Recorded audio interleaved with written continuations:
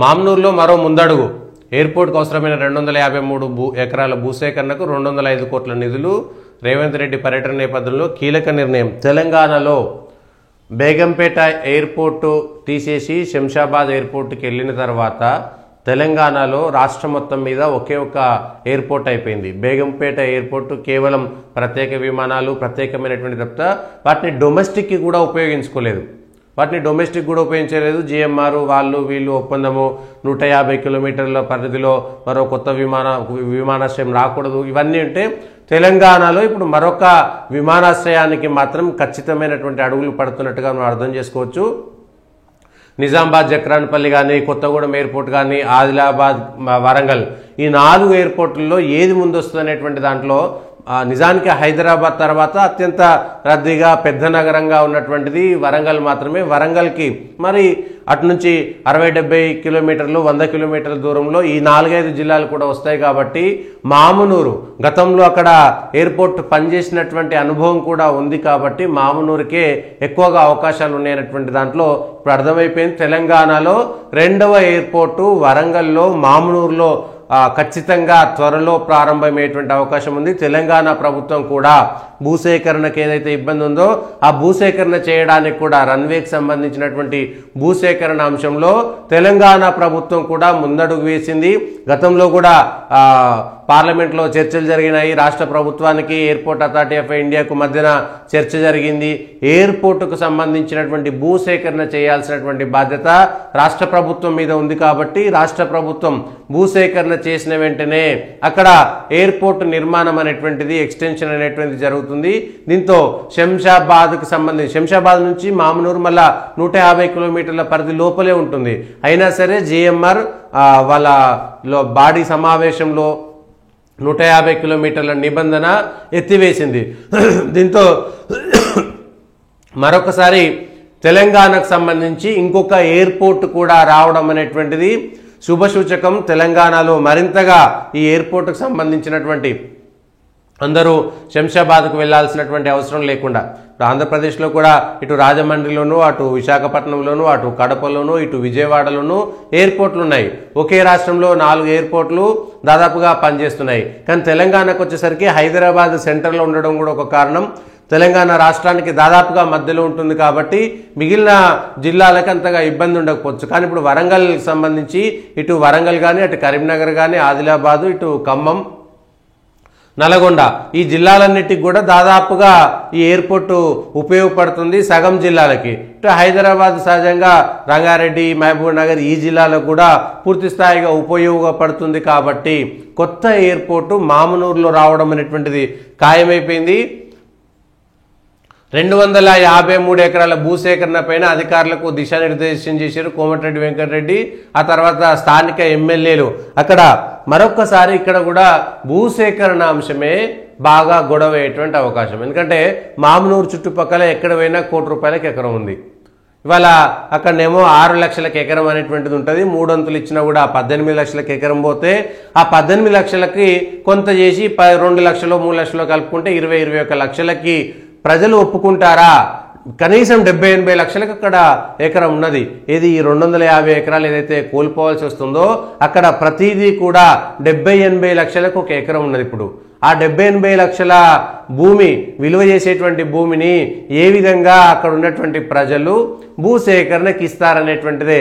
మళ్ళా తెలంగాణలో భూసేకరణ చేయడం అనేటువంటిది చాలా కష్టతరమైనటువంటి పరిస్థితి ఇప్పుడు. ఎందుకంటే ఎక్కడ పోయినా చాలా రేర్ కేసెస్లో తప్ప 15 లక్షలకు తక్కువ ఎకరం భూమి ఎక్కడ లేదు మార్కెట్లో. చాలా రేర్ కేసెస్లో 15 లక్షలే చీప్. అంతకంటే తక్కువ భూములు అసలు లేనే లేవు తెలంగాణలో.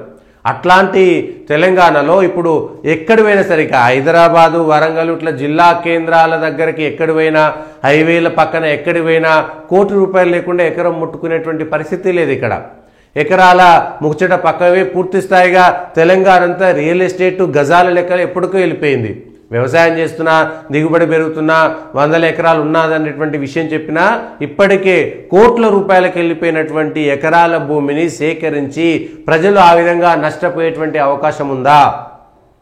మళ్ళీ అదే విషయం ఇవాళ సేమ్ లగచర్లలోనో మూసీ నదిలోనో ఇంకొక చోట పోయేటువంటి భూముల్లో ఎట్లయితే గొడవ వస్తుందో ఇక్కడ కూడా అదే గొడవ. కాకపోతే ఇక్కడ ఎయిర్పోర్టు, అక్కడనేమో ఫార్మా కంపెనీలు, విషతుల్యమైనటువంటి కంపెనీలు అనేటువంటి భయం ఒకటి, ఇక్కడనేమో ఎయిర్పోర్టు. ఇక్కడ శంషాబాద్ ఎయిర్పోర్ట్ కట్టేటప్పుడు కూడా కొన్ని ఊర్లు కూడా పోయినాయి. అక్కడ ఊర్లు కూడా పోయినాయి. ఆ శంషాబాద్ ఎయిర్పోర్ట్ కింద కొన్ని ఊర్లు కూడా ఉన్నాయి ఇప్పుడు. అట్లాంటిది ఇప్పుడు మామ్నూర్ ఎయిర్పోర్టు, గతంలో ఉన్నటువంటి ఎయిర్పోర్టు ఆల్రెడీ ఉంది. ఎయిర్పోర్ట్ అథారిటీ ఆఫ్ ఇండియా కింద ఆల్రెడీ ఉన్నటువంటి భూమికి ఇంకా 253 ఎకరాల భూమి కావాల్సినటువంటి అవసరం ఉంది.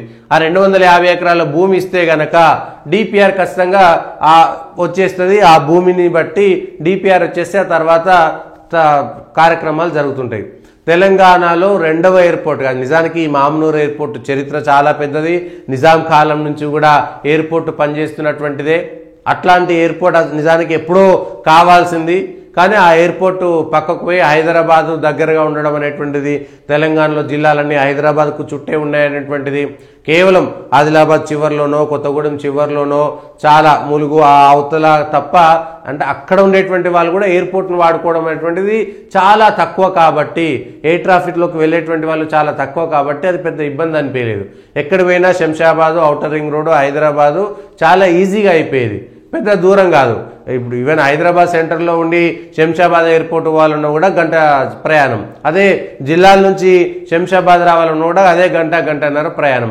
కాబట్టి పెద్ద ఇబ్బంది లేదు ఎక్కడ. ఇప్పుడు మామ్నూర్ ఎయిర్పోర్ట్ అనేటువంటిది సక్సెస్ అవుతుందా లేదా,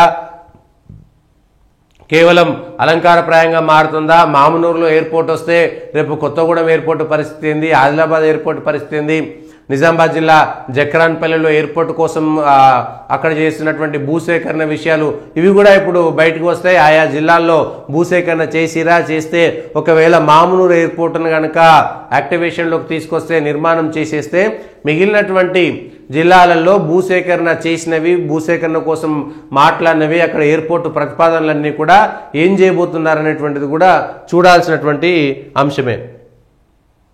లగచర్ల బాధితులు ఢిల్లీకి వేరు, ఎస్టీ కమిషన్ వేరు. ఇవాళ ఎస్టీ కమిషన్కు సంబంధించినటువంటి సభ్యుడు కూడా, ఎస్టీ కమిషన్ మెంబరు, జాతీయ ఎస్టీ కమిషన్లో మెంబర్ ఇవాళ లగచర్లకు పోతున్నారు. ముఖ్యంగా 4 తండాలు ఉన్నాయి. 4 తండాలకు సంబంధించినటువంటి భూములు కూడా పోతున్నాయి. కొట్లాట్లు అయినాయి, కేసులు అయిపోయినాయి, జనాలకు వేరు. లగచర్ల పక్కకు పోయింది, కనబడతలేదు. దాదాపుగా వేరే వార్తలు వచ్చేసిన తర్వాత ఏ వార్త అయినా వారం రోజులు 4 రోజుల కంటే కంటిన్యూస్గా జరగడం అనేటువంటిది చాలా తక్కువ. అందులో ఇట్లాంటి అంశాలు వరుసగా ఏ వార్త కూడా ఉండదు. ఆ వార్త మర్చిపోతారు. లగచర్ల ఇప్పుడు మర్చిపోయినట్టుగానే అయిపోయింది. అట్లయితే అక్కడ సమస్య లేదా? సమస్య అట్లే ఉంటుంది, కానీ వార్త ఒక వారం రోజుల పాటు మాత్రమే నడుస్తుంది. ఆ సమస్య మాత్రం జీవితకాలం అక్కడ ఉండేటువంటి ప్రజలకు జీవితకాలం సమస్య. అందులో ఎంతమంది సంతోషంగా వెళ్ళిపోతారు, ఎంతమంది సంతోషంగా ఉండరు, ఎంతమంది కష్టంగా వెళ్ళిపోతారు అనేటువంటిది తర్వాత అంశం. కానీ అక్కడ ఉండేటువంటి పరిస్థితులు మాత్రం మారవు. అక్కడ కేసులు ఎదుర్కోవాలి, వాళ్ళ మీద హత్య కేసులు, కుట్ర కేసులు ఇవన్నీ కూడా ఉంటాయి. ఇప్పుడు రేపు పొద్దుగాల వాళ్ళ భూమిని లాక్కుంటారు, వాళ్ళ కేసులు కూడా అట్లే ఉంటాయి. రేపు వాళ్ళ మీద కేసులు కొట్టేస్తారా? కొట్టేయకుండా వాళ్ళు ఎంత బాధపడాలి? ఆ ఎస్టీలకు సంబంధించినటువంటి వాళ్ళు, లేకపోతే ఆ గ్రామాలకు సంబంధించినటువంటి వాళ్ళు ఇవాళ ప్రభుత్వం వచ్చిన తర్వాత వాళ్ళందరూ కూడా కాంగ్రెస్కు మద్దతు తెలిపినటువంటి గ్రామాలలో ఇవాళ పోయినటువంటి వాళ్ళందరూ కూడా కేసీఆర్ కుట్రలో బలయ్యారా, కేటీఆర్ కుట్రలో బలయ్యారా, కాంగ్రెస్ కుట్రలో బలైపోయారా? కానీ బలైంది మాత్రం అక్కడ ఉన్నటువంటి పేదలు. ఆ విషయంలో ఎక్కడా క్లారిటీ లేదు.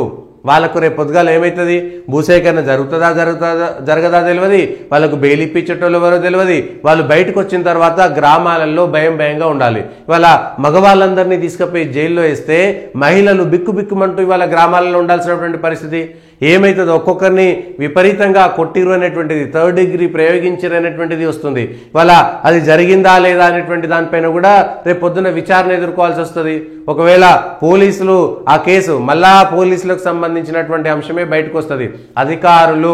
అధికారులు ప్రభుత్వానికి కొయ్యబొమ్మలుగా, మరబొమ్మలుగా మారితే వచ్చేటువంటి ప్రమాదం మాత్రం చాలా తీవ్రంగా ఉంటుంది. ఆ ప్రమాదంలో ఇరుక్కోకుండా ఉండాల్సినటువంటి బాధ్యత ఎవరిదంటే అది అధికారులదే, ముఖ్యంగా పోలీస్ అధికారులది.